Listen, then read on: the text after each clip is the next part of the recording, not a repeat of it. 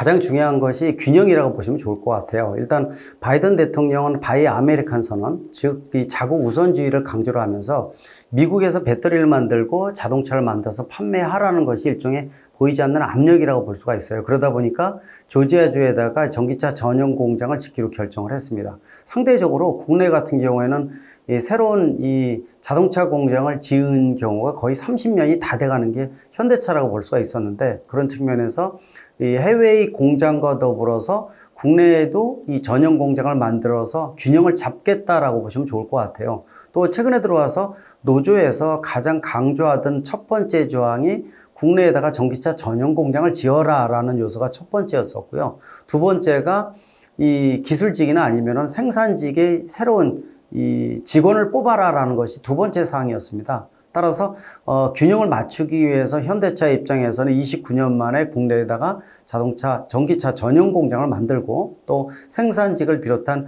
신입사원도 뽑겠다라고 해서 노조의 요구를, 가장 큰 요구를 합의를 봤다는 거, 이 부분들이 가장 중요한 요소라고 볼 수가 있습니다. 그런 측면에서 앞으로가 더 기대가 된다고 볼 수가 있고, 특히 국내의 180만 대의 시장에서 전기차 전환 속도가 빨라지기 있기 때문에 국내를 기반으로 해서 일부 차종을 해외에 수출하는 이러한 그림을 그리고 있는 게 이번에 국내 전기차 전용 공장 신설의 가장 중요한 이유라고 볼 수가 있습니다.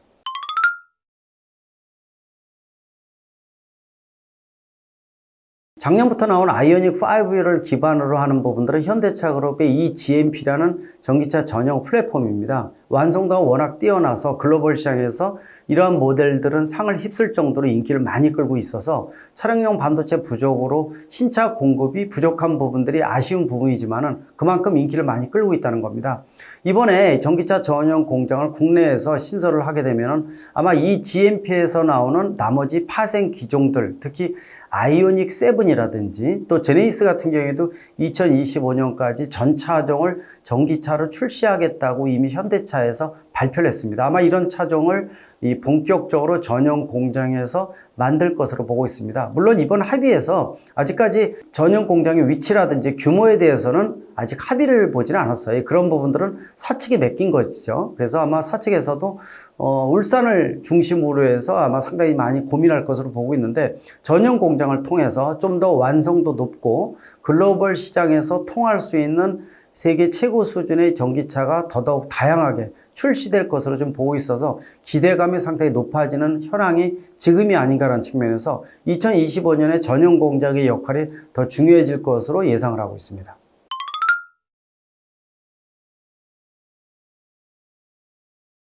바이든 대통령이 내언을 하면서 그런 얘기를 하고 있지 않습니까?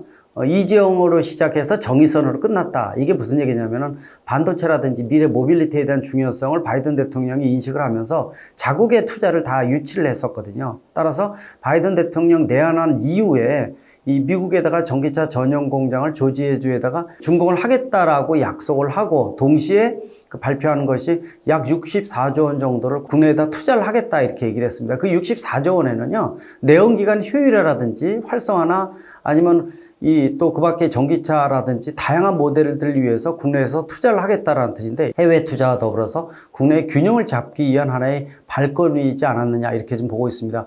그런 부분들을 이미 발표한 상태에서 노조가 요구하는 전기차 전용 공장, 또 생산직 인력, 신입사원 도출이라든지 이런 여러 가지 요구를 자연스럽게 맞아 들어갔다고 보시면 좋을 것 같아요. 노조의 요구도 수용을 하면서 또 국내에다가 균형을 잡아서 투자하겠다고 이미 발표를 했기 때문에 그런 부분이 이 계획에 맞춰서 진행되는 단계였기 때문에, 그래서 더더욱 빠르게 노사 합의, 임단협 결의가 되지 않았느냐 이런 측면에서 상당히 중요한 의미를 갖고 있고요.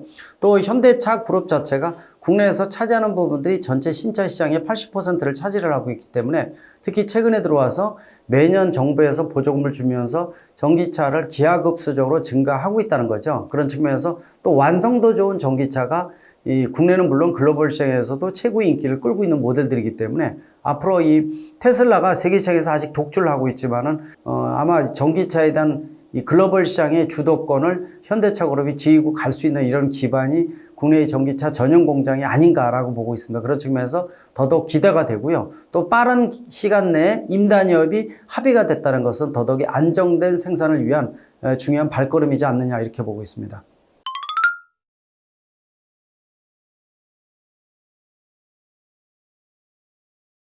그렇습니다. 이번에 이 강성 노조에 대한 부분들은 변하지 않았습니다. 요구하는 사항도 더 강해지면 강해지지 약해지는 않았어요. 그러나 이 작년에 비해서 올해는 완전히 틀리다는 겁니다. 문재인 정부 같은 경우에는 노동자 플랜드리 정책이 워낙 강했었어요. 근데 윤석열 정부 들어오면서 노사 합의를 통한, 즉 노사의 균형을 통한 민간 비즈니스 모델의 활성화라는 측면은 실제로 노조의 목소리 반영을 이제는 균형을 잡겠다라는 하나의 시그널이 될 수도 있고요.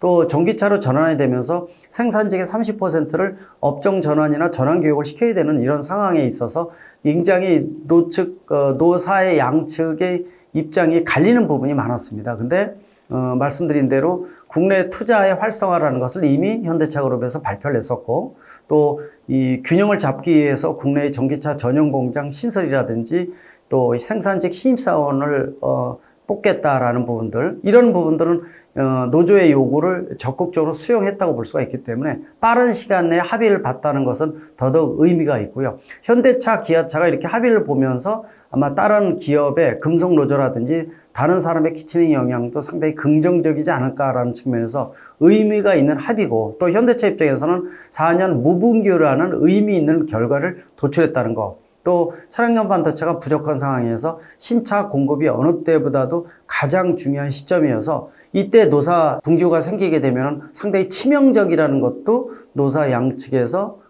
확인을 하고 알고 있다는 거죠. 그런 측면에서 이번 합의는 더더욱 의미 있는 결과라고 보고 있고요. 아마 지금 3, 4분기, 4, 4분기에 대한 실적은 훨씬 더 좋은 결과가 도출되지 않을까라는 측면에서 이미 주가나 이런 부분들이 최저점을 찍은 부분들이 많은 게 현대차 그룹인데, 중장기적인 측면에서 의미 있는 결과가 도출될 것으로 예상을 하고 있습니다.